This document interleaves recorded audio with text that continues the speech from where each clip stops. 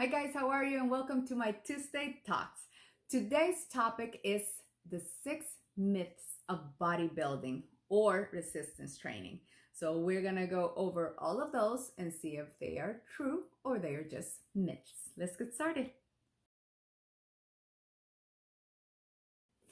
Okay, let's start by the definition of bodybuilding. So this is what I found in the dictionary.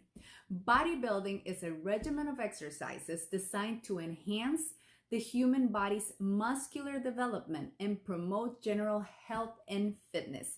So that is like I think some people still associate bodybuilding with those bodies like super work like that you see in competitions and the actual bodybuilding competitions of the Arnold Schwarzenegger era. And bodybuilding is not just about turning into those Adonis or Greek looking bodies. It's about enhancing our muscles, becoming stronger, and promoting health and fitness, because working out with resistance with weights is good for us. It's good for our health. Would not only help us lose weight and burn more calories during the day, it's gonna help us live a better quality of life, like doing all the activities that you enjoy, like in younger years. Bodybuilding and working on your muscles is going to give you that strength, that balance, the stability to keep doing those activities you enjoy longer. So let's go and let's get started with the myth number one. Number one, you can't build muscles with veggies. So all those vegetarians are like, what? Actually, you can.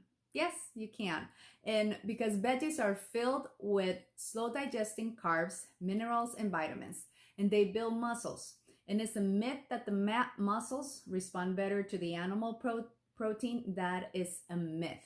Yes, we cannot find a complete protein, like all the amino acids in a plant protein, but if you combine one with another, then you can find the complete proteins that you need to build those muscles. So like if rice and beans, like the mac and cheese, you combine those types of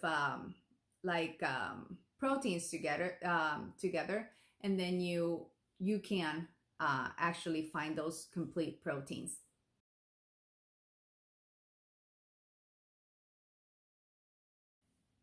Weight training makes women manly.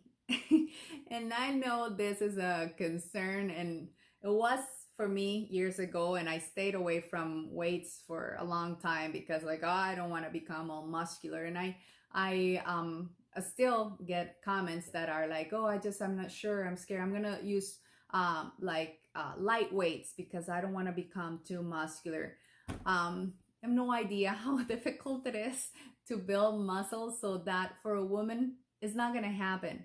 And only if you take steroids, then it will. But if you don't, it's not gonna happen. Women lack the amount of testosterone to get larger, so you don't have to worry about that. You're gonna get stronger, but you're not gonna get bigger and bulky like you think you are. So we can say that is a myth. Let's go to number three.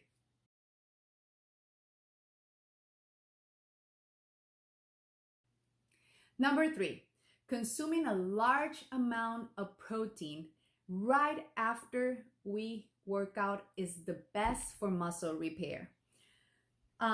So the fact is that average person that goes to the gym and maintains a balanced diet throughout the week, throughout the day, and with all their meals, that is enough to promote muscle repair. So as long as you incorporate your protein portions every day and in every meal, you should be fine.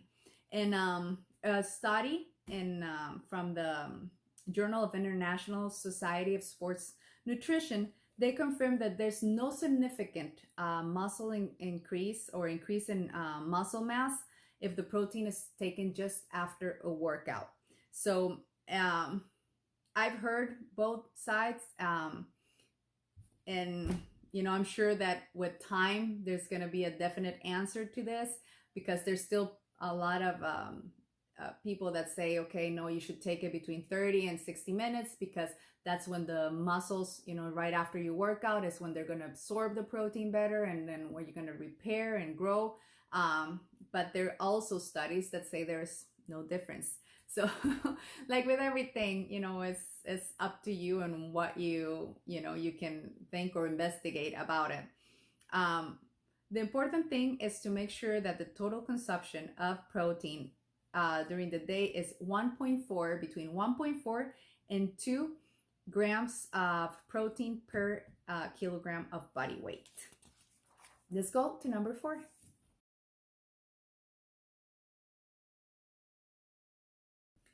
Performing endless reps of crunches will make you lose fat around the waist. And that is a myth. I have a lot of people to ask me, oh, if I need super good abdominal workout because I want to lose the fat around my waist. It doesn't matter if you perform 1,000 abdominals every day. You're not going to lose the fat around the waist if you don't eat properly and lose the fat.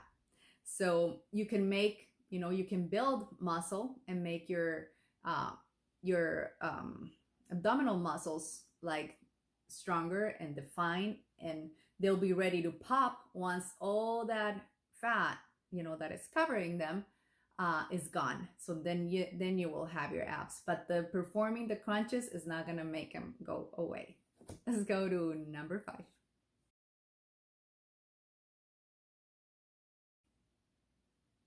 Number 5, if your muscles are not sore after a workout, then it's not effective. And that is a myth.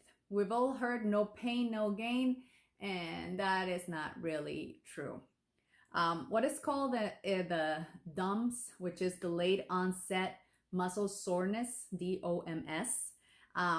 That means that, and that is the effect that, or the syndrome that is like 6 or 8 hours after we work out, is the result of a body making adaptations when we feel like, oh my goodness, I can't, this hurts and this other thing hurts.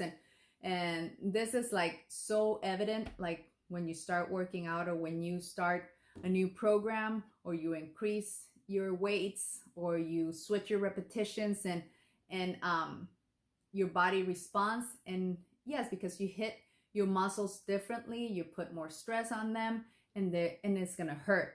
But it doesn't mean like once your body adapts to the new workout, adapts to the new weight, it's not going to keep hurting every time you work out, and it shouldn't hurt every time you work out.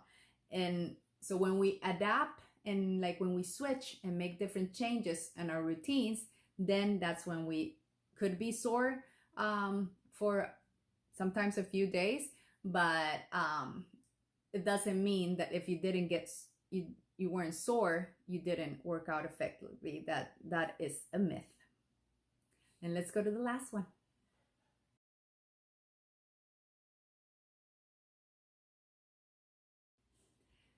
Number 6, muscles turn to fat if you stop training. And that is a myth. The muscles don't turn into fat, and the fat doesn't turn into muscle.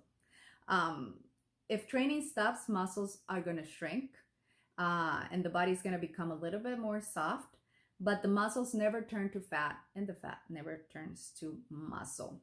The thing that happens is if you stop training and you've been training and you're used to eating a certain amount of food and calories during the day, then what usually happens is that people would keep eating the same way, and then the excess calories that are not used, that were used before to work out, they're not used, so they get stored as fat.